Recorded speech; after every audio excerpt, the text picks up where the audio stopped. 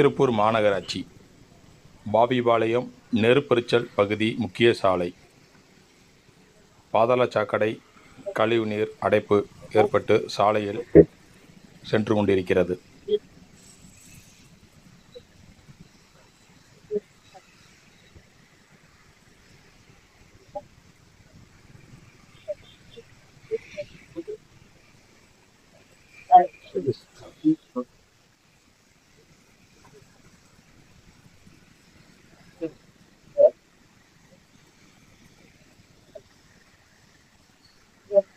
அந்த அம்மா வேகமா போய் அந்த பாதாள சாக்கடை தண்ணி வந்து ஒரு மேல பட்டுச்சு.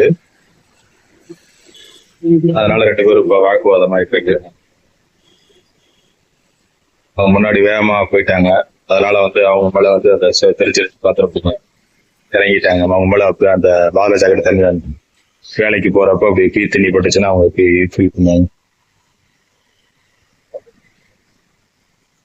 பாவம் ஒரு தொழிலாளிக்கு இன்னைக்கு அவர் மேல பட்டு மூஞ்சில எல்லாம் பட்டு சட்டிருக்கு.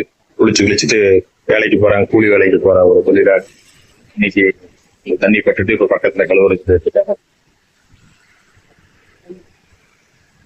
ஆல்ரெடி இது வந்து முன்னாடியே இந்த இடத்த வந்து மாநகராட்சி நிர்வாகம் சரி செய்தாங்க. கிட்டத்தட்ட 6க்கும் மேற்பட்ட பாதாள சாக்கடை மூடிகளை ஓபன் செய்து சரி செய்தும் மீண்டும் அடைப்பு ஏற்படும் அளவுக்கு கவனக்குறைவாக மெத்தன போக்காக திருப்பூர் மாநகராட்சி 5வது வீடுல இருக்குது.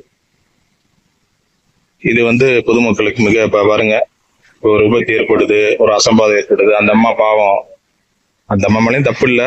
ஆனா இவங்க வேகமா பின்னாடி வந்துட்டாங்க, அவங்களும் முன்னாடி வேகமா போயிட்டாங்க. அது கரெக்டா மேட்ச் ஆயிருச்சு அவங்களுக்கு.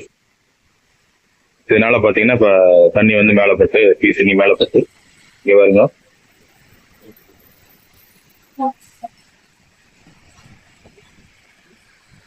மேலும் மேலும் உடஞ்சு தண்ணி அதிகமாயிட்டு வந்துட்டு இருக்கு. இன்னும் கொஞ்ச நேரம் போச்சுன்னா இந்த இடமே வந்து பாதாள சாக்கடை தண்ணியால நிரம்பி துர்நாற்றம் வீசுற அளவுக்கு ஆயிடும், கடுமையான துர்நாற்றம். அந்த அம்மா கிளம்பிட்டாங்க. அவங்க மூஞ்சி உடம்புலாம் பெசலாம் கழுவு போயிட்டாங்க. பக்கத்துல ஒரு கோவில் இருக்கு, அந்த கோவிலுக்குள்ள பக்கத்துல ஒரு தொலைவு. எதுக்கு இந்த மாதிரி பண்ணணும்? மக்கள் அதிகமாக பட்டு செல்லும் சாலையை உடனடியாக சரி செய்ய வேண்டியது பொறுப்பும் கடமையும் மாநகராட்சி நிர்வாகத்துக்கு இல்லையா?